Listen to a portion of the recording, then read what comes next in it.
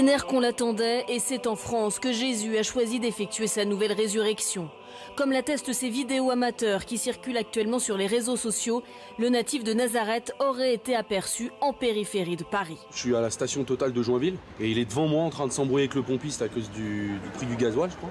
Donc moi j'ai commencé à sortir le téléphone, je l'ai filmé. Plusieurs apparitions éclairs sont alors signalées dans différentes banlieues de la capitale, mais c'est son passage sur la ligne C du RER qui a marqué les esprits. À un moment, il a mis sa main contre la vitre, là, sur toutes les bouteilles d'eau, et elles se sont toutes transformées en bouteilles de pinard. Intertwined with these iconic Bible stories are also devastating examples of extreme weather events.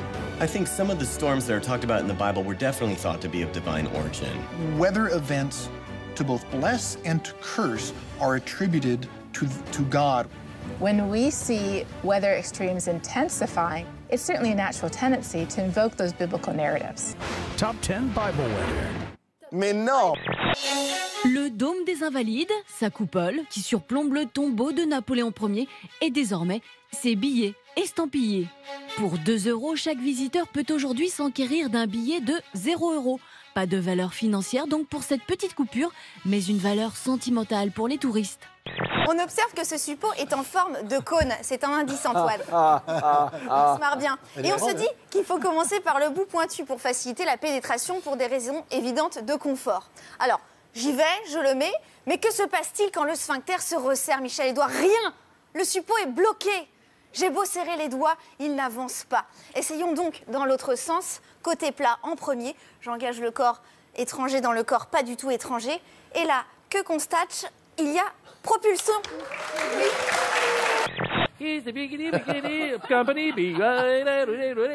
Avec ce drame en Méditerranée où 2 réfugiés libyens, Bezmi et Bezmoua Ben Abdallah, sont tombés à l'eau. Bezmi s'est malheureusement noyé, reste comme survivant Baise-moi. Eh ben carrément, avec plaisir. Ça n'arrivera jamais, Jean-Marc. Ouais, ça va, j'essaye. Vous allez vous rabibocher. Oh, un coup de claque dans la gueule. Ouais. Non. Non, mais c'est devenu un sport de gentleman aujourd'hui. Faut pas s'inquiéter. Vous allez vous rabibocher. Mais j'ai déjà des amis, une famille, j'ai mon quota, donc j'ai pas besoin de lui. Vous étiez malade? Vraiment, ouais.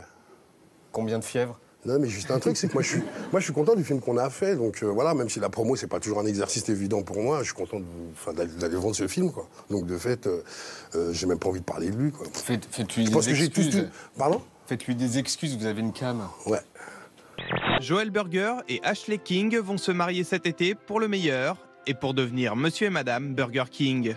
L'union de ces 2 Américains qui se connaissent depuis le jardin d'enfants fait beaucoup rire la toile. La chaîne de restauration rapide s'est saisie de l'opportunité pour faire un coup de pub. Le fast-food a annoncé aux futurs mariés que c'est Burger King qui réglerait l'addition. Burger King is going to pay for your wedding. Really? Thank you. Oh my gosh! Vous êtes déjà fait draguer en boîte, vous d'ailleurs, avant de... Non, pardon, excusez-moi, j'ai pas voulu dire ça, Je m'en vais, je saigne. Pour de vrai. Non, c'est pas vrai. Où ça? Ah merde, c'est vrai. Vous saignez? Mais qu'est-ce que... Merde. Mais qu'est-ce que... Non, c'est vrai, Non, vous avez tellement rigolé. Ouais, S'il vous plaît. Au revoir. S'il vous plaît, merci. Issa. La tête en arrière, Issa. C'est rien, faites gaffe parce que Attila, il en est mort, hein. Ah oui? Ah oui. Attila, il est mort en saignant du nez. Oprah Winfrey, interrompue en plein discours. Et la porte-parole de la Maison-Blanche qui finit sa conférence de presse dans la pénombre.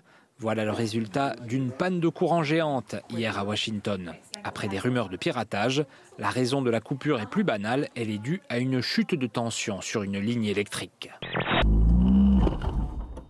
Oh no. It's fine, but it's fine, yeah. Don't be scared. Don't be scared. Oh. Do it one more time. I got it.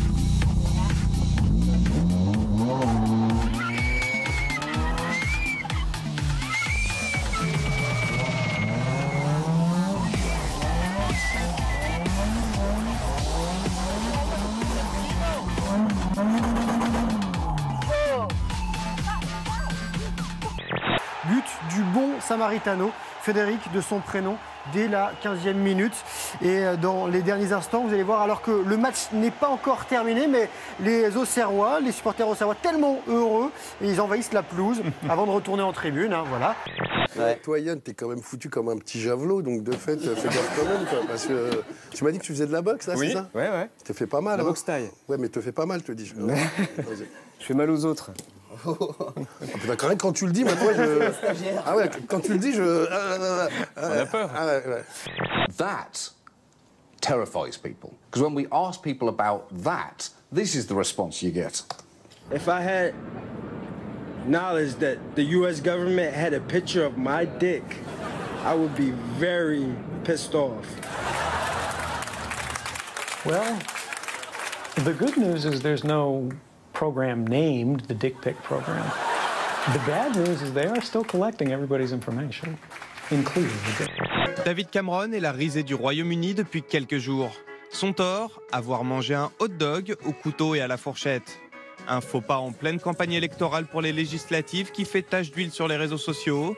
Le Premier ministre britannique voulait apparaître décontracté, mais son côté snob assumé l'a rattrapé.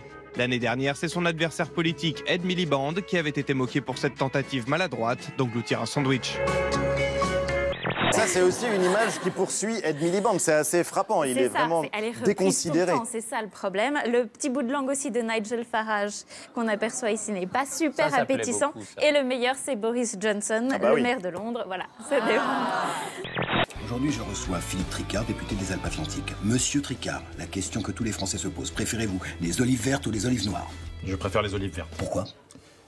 Parce que je n'aime pas les noirs. Voilà, on y arrive, vous n'aimez pas les noirs. Non. C'est la fin de cette émission, merci infiniment, à la semaine prochaine. Pas les olives, non. Enfin, pas les noirs. Installons-nous près du feu et chantons. Oh, y a sans doute de tabagazu arguete karatatut.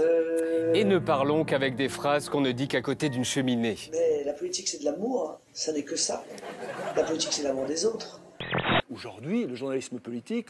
Très rarement, on vous présente des débats d'idées. On vous présente plutôt qu'un tel n'aime pas un tel, peut pas voir un tel, etc. On vous présente ça comme une sorte de conjuration des égos. C'est comme ça qu'on...